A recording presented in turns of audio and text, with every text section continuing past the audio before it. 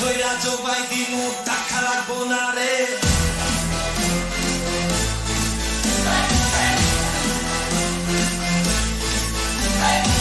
আর 2 মাস পর কুরবানির ঈদ গরু কিনবো না রে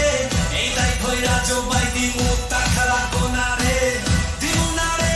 না রে গরু দিমু না রে না রে